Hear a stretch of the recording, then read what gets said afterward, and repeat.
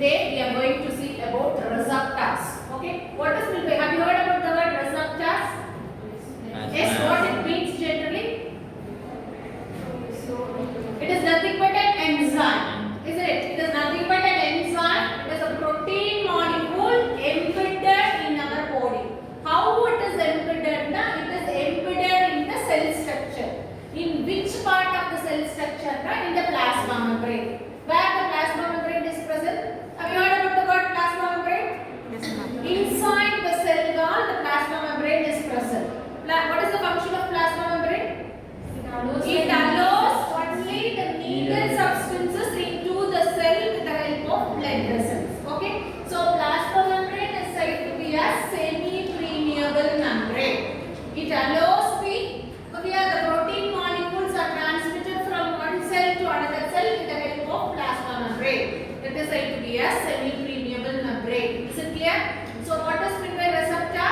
Receptor is a protein molecule, or we can say as enzymatic substances embedded in the plasma membrane that is present inside the cell. The plasma membrane is said to be a semi-permeable membrane. Is it clear? This is about 3 to 4 sentences you can write. Draw the simple diagram. Your cell draw panna mudiyalla. Simple or cell draw panni outer one is said to be a cell wall and idu or color ah podalam. It is said to be as plasma membrane.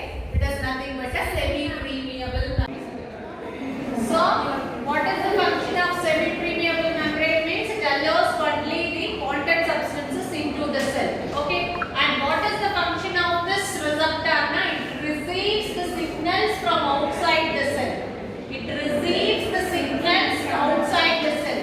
It may be in the form of two responses, that is cellular response and tissue response. What is the cell? Cell is the structural and the functional unit of an organism. Response takes place in the cell is said to be a cellular response. And what is the tissue?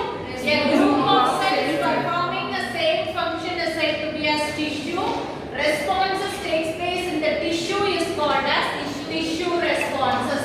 Now the receptors are classified into two types. Okay, that is first one is exteroreceptors and second one is interoreceptors.